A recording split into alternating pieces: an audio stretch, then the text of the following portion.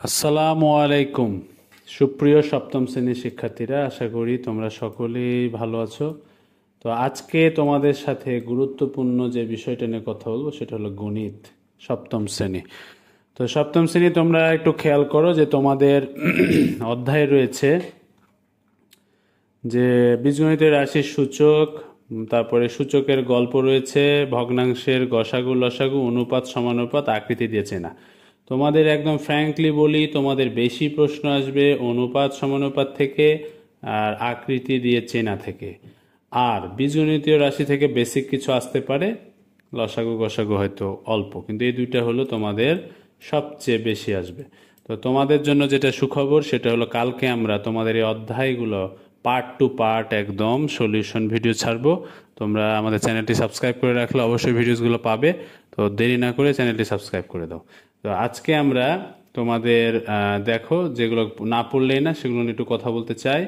যেমন তোমাদের এখানে অনেক ধরনেরই ছক রয়েছে, কিন্তু সব ছক কিন্তু তোমাদের জন্য গুরুত্বপূর্ণ না।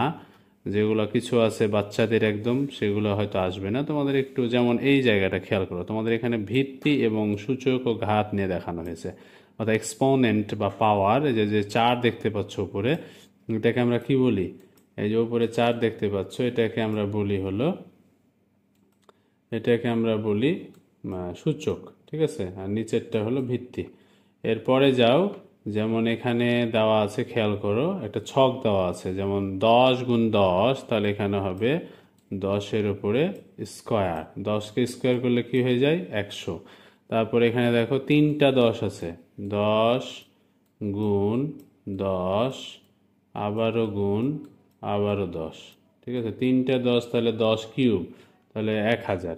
তো এইভাবে করে বেশ কিছু রয়েছে, সূচকীয় আকারে লিখতে হবে। যেমন এখানে 7 রয়েছে, খেয়াল করো, 7-এর পরে এখানে কতটা 7 রয়েছে? 1টা 2টা 3টা 4টা 5টা 6টা 7টা 8টা 9টা 10টা 11 12 13 14।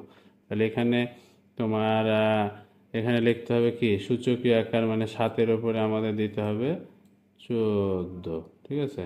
এরপরে ভিত্তি কত ছিল? 7। ঘাত ছিল কত? 14। ওকে।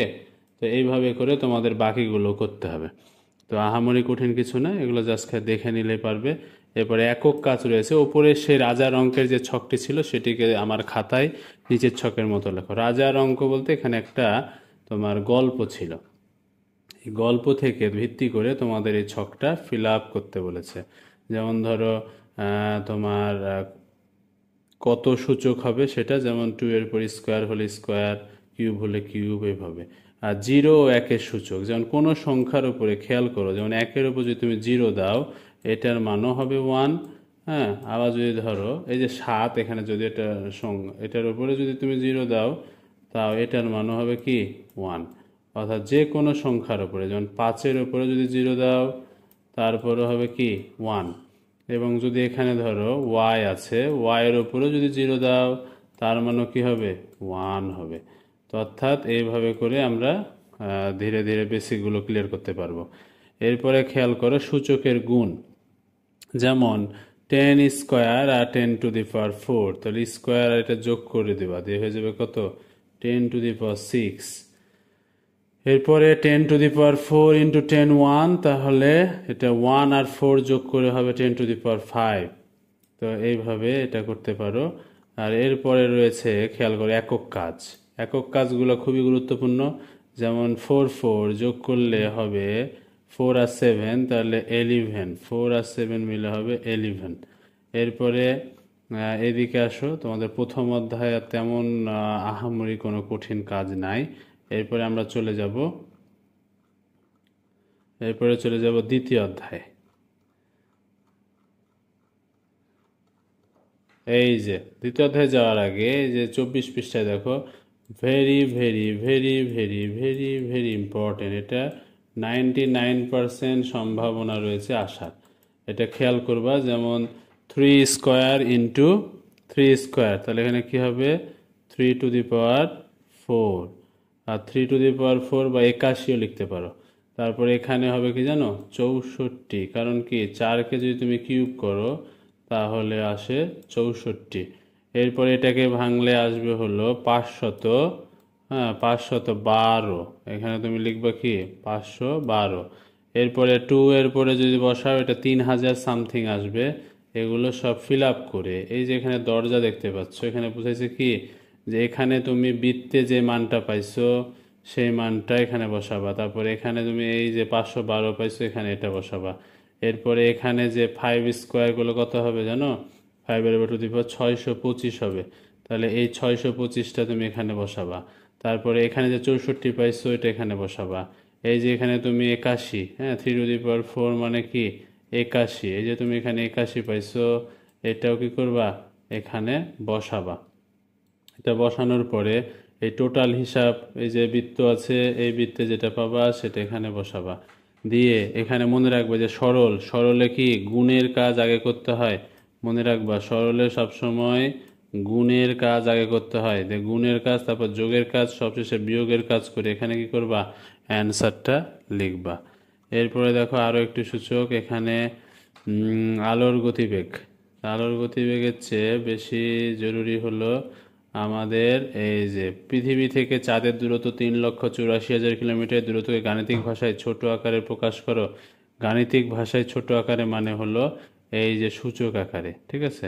এই যে কতর উপরে ধরো 384 লিখলাম, ঠিক আছে। তাহলে 384-র সাথে আমরা কত গুণ করব?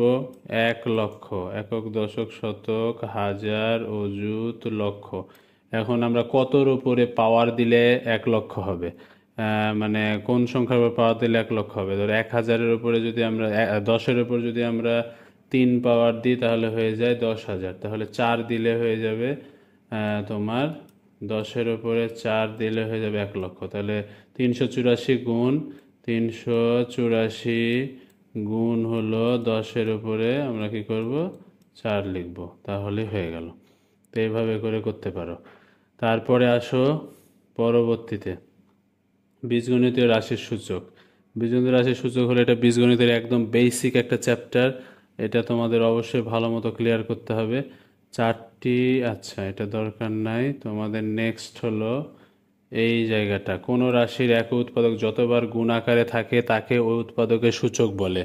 আর ওই উৎপাদকটিকে কি বলে? ভিত্তি বলে। বীজগণিতের রাশি আর ভিত্তি। আচ্ছা, এরপরে আসো হলো এইদিকে। এইদিকে এই অঙ্কগুলো একক কাজ। 3 স্কোয়ার 9 স্কোয়ার, এটা কি হবে? দেখো 3 স্কোয়ার ইন্টু 3-র উপরে স্কোয়ার দিবা, হ্যাঁ, স্কোয়ার দিয়ে ব্র্যাকেট আবার স্কোয়ার। তাহলে কি হলো 3 square into 3 to the power 4, 3 to the power 4। 3 to the power 4 যে হলো 3 টু দি পাওয়ার 4 হওয়ার কারণে 4 আর 2 যোগ হয়ে যাবে, দিয়ে হয়ে যাবে 3 টু দি পাওয়ার 6। তো এই হলো বিষয়টা। এখন এখানে দেখো এই যে এটা আছে, এইগুলোকে সূচক আকারে প্রকাশ করতে হবে। এই যে মনে রাখবা ভাগ চিহ্ন আছে না, এই যে ভাগ চিহ্ন উঠে সব সময় বিয়োগ হয়, আর বিয়োগ উঠে সব সময় ভাগ হয়, ঠিক আছে। আর যদি গুণ থাকে, গুণ চিহ্ন উঠে সব সময় যোগ হয়, আর যোগ উঠে সব সময় গুণ হয়। অর্থাৎ এই যে বেসিকগুলো মনে রাখতে হবে, এগুলোই তোমাদের এখানে কাজে লাগবে। এরপরে আসো হলো এই যে ভগ্নাংশের সূচক। ভগ্নাংশের সূচক এই যে এখানে উপরে আলোচনার সাথে নিচের রাশিগুলো সরল করো। তাহলে এগুলোকে যেমন 3 আর 5, 5-এর উপর স্কোয়ার আছে, তাহলে 3 দুগুণে কত হবে? 6। তাহলে 5 লিখো, 5 লিখে 6 হবে, হ্যাঁ। এই যে 3 আর 2 6। তারপরে a টু দি পাওয়ার 4 আছে, তাহলে এখানে হবে মাইনাস 3 4-এ 12, তাহলে a টু দি পাওয়ার -12। এরপরে একক কাজ, এক্সেস 0 হয় তাহলে কি হবে? এরপরে ঋণাত্মক সূচক, ঠিক আছে, এগুলো একটু ঠিক করবা। এরপরে এই যে এইটা খুবই ভালো করে করবা কাইন্ডলি, দরকার হলে আমি সলভ করে কালকে ভিডিও ছাড়বো, তোমরা লাগলে অবশ্যই কমেন্টে জানাবা এগুলো সব সুন্দর করে। এরপরে আসো হলো তোমাদের এই হিসাবগুলা, প্লাস প্লাসে প্লাস, প্লাস মাইনাসে মাইনাস, মাইনাস প্লাসে মাইনাস, মাইনাস মাইনাসে প্লাস। এই যে প্লাস চিহ্নযুক্ত, একই চিহ্নযুক্ত রাশির গুণফল প্লাস, আর বিপরীত চিহ্নযুক্ত হলো মাইনাস। তাহলে আজকে তোমাদের আমি এই বীজগণিতীয় রাশি পর্যন্তই এই ভিডিও যে দিলাম এটা হলো পার্ট 1। তোমরা পার্ট 2 ভিডিওটা পরের ভিডিওতে পেয়ে যাবে, ঠিক আছে? তাহলে পার্ট 1 ভিডিওটা তোমাদের এত দূর পর্যন্ত আমি রাখলাম, অর্থাৎ দ্বিতীয় চ্যাপ্টার পর্যন্ত, বীজগণিতীয় রাশি পর্যন্ত। এর বাকি চ্যাপ্টারগুলি পরের ভিডিওতে পেয়ে যাবে। ধন্যবাদ সবাইকে, চ্যানেলটি সবাই সাবস্ক্রাইব করে দিবে পরবর্তী ভিডিও দেখার জন্য। আল্লাহ হাফিজ।